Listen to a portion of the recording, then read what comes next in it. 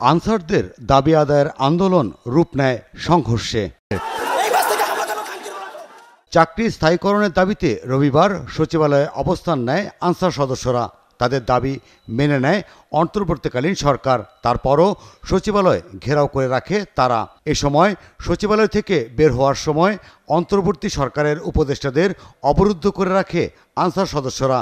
এ খবর ছড়িয়ে পড়লে ঢাকা বিশ্ববিদ্যালয় সহ বিভিন্ন স্থান থেকে শিক্ষার্থীরা অবরুদ্ধ উপদেষ্টাদের উদ্ধার করতে এলে শুরু হয় ধাওয়া পাল্টা ধাওয়া সংঘর্ষ। এতে আহত হন বেশ কয়েকজন। পরে সেনাবাহিনী ঘটনাস্থলে এসে পরিস্থিতি শান্ত করে। ঘটনার পর পল্টন, রমনা বিমানবন্দর ও শাহবাগ থানায় মামলা হয় আনসার সদস্যদের বিরুদ্ধে। এর মধ্যে এজাহার নামীয় আসামি 426 জন, অজ্ঞাত আসামি করা হয় কয়েক হাজার। আসামিদের মধ্যে আছে পল্টন থানায় 114 জন, শাহবাগ থানায় 208 জন, বিমানবন্দর থানায় 6 জন ও রমনা থানায় 98 জন। শুনানি শেষে 375 জনকে জেল হাজতে পাঠায় আদালত।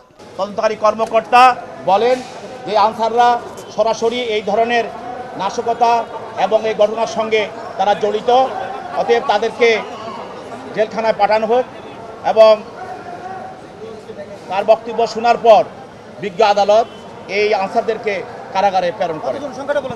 আমরা বিজ্ঞ আদালতের যে সাবমিশন রেখেছি, বিজ্ঞ আদালত আমাদের সাবমিশন অত্যন্ত মনোযোগ ও ধৈর্য সহকারে শুনেছেন, কিন্তু তারপরও আমরা জামিন চেয়েছি, কোনো আসামিকে জামিন দেয় নাই।